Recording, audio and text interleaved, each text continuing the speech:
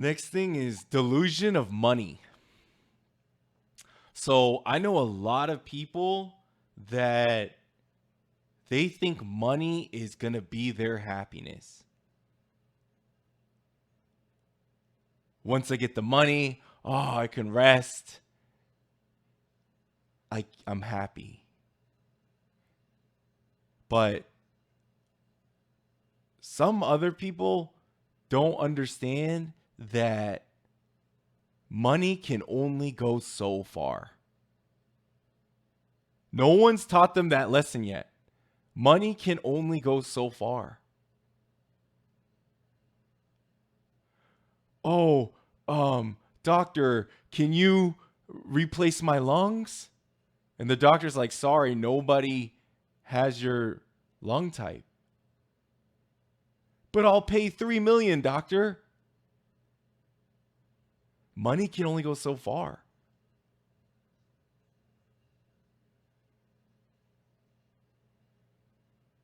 And so there's that delusion. And then there's another delusion of they think if I just get a little bit more, I'll be happy.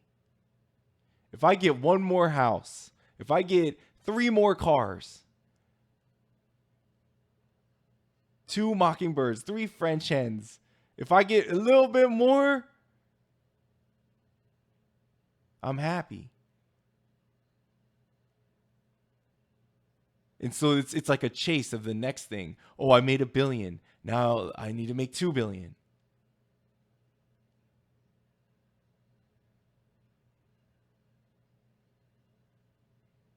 And last but not least, they did a soft cap on happiness. They found there's a soft cap on happiness.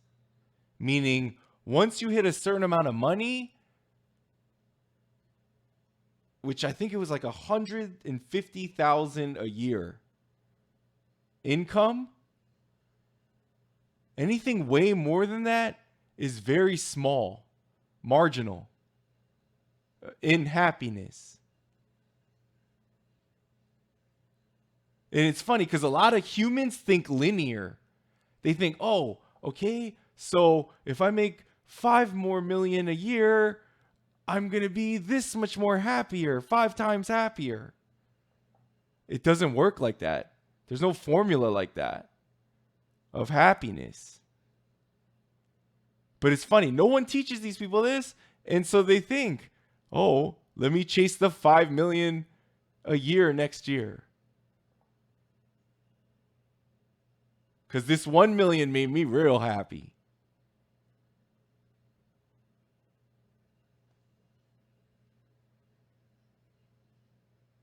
Soft cap on happiness is 150,000 a year income. Next, this is another deep thing, right? So Dan Bilzerian, so this guy, I don't know if you guys know him. He's on like social media, yada yada yada. He did an interview with Joe Rogan, and he was like, "Yo, Joe Rogan, my life is not what it's cooked out to be." And it's funny because this guy, Dan Bilzerian, on his like Instagram and social media, he looks like he living it hard. Like model chicks in front of him, like he's playing with guns. So it's like a lot of things that a lot of men lifestyle would want to live. And so they follow him. Popping bottles, bunch of stuff he does on this social media. And so he was doing an interview with Joe Rogan, and he said, yo, even if I make these millions a year, it's not what it's cooked out to be. He's like, because my standards now is everything got to be a 10 out of 10 or it's like disappointing or dead to me. He said, yo, man, if a old man got a fishing pole and he barely got any money and he just got that new fishing pole, that man gonna be hyped for like 8 weeks. Stringing that fishing pole, loving it, like putting care to it. He gonna love that fishing pole for like a while. He's like, me, if I get a fishing pole, I just throw it in the closet. It does nothing for me. And nothing does nothing for me no more. And even if I eat good food, if it ain't a 10 out of 10, I'm disappointed.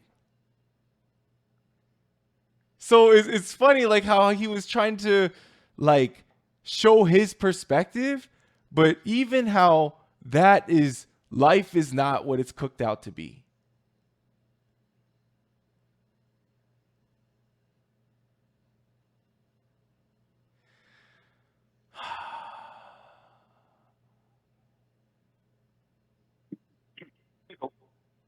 I think that's one of the things, like I think we talked about it before, where happiness is, or things we try to get things that are they're quantifiable to show happiness, and like I think Dan Bilzerian is a really good example because a lot of guys looked up to him. A lot of guys like, wow, this dude's living the life, and it's just like if you look at like the parable of the prodigal son, like he lived that Dan Bilzerian lifestyle, but it all came to an end.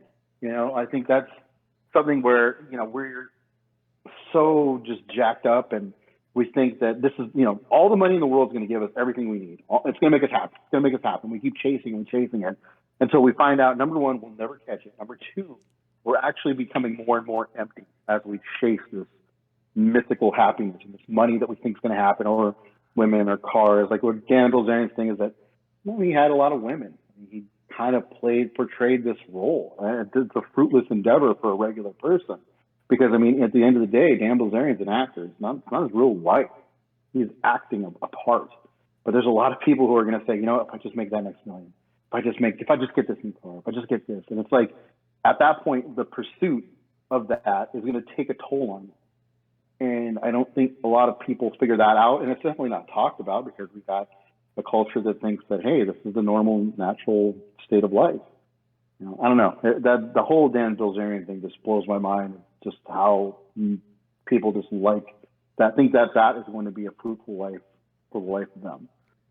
Even if he is successful, even if he is with all this money, that's a lot of quantifiable stuff that you're trying to make a qualifiable explanation.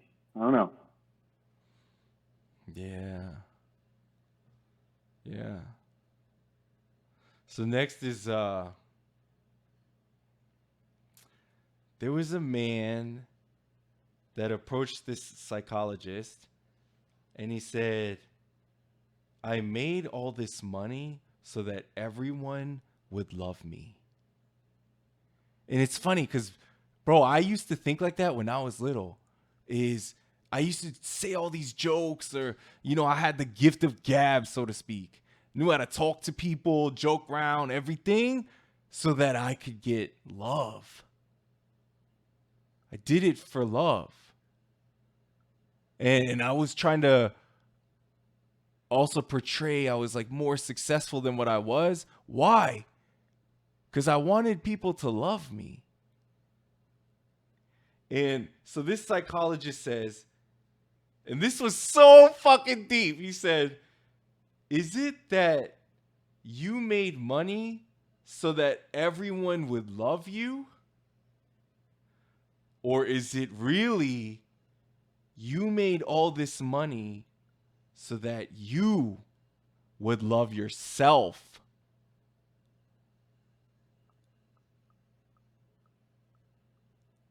I thought about that and that melted my mind. Is it that you made all this money so that everyone would love you? Or is it you made all this money so that you would love you?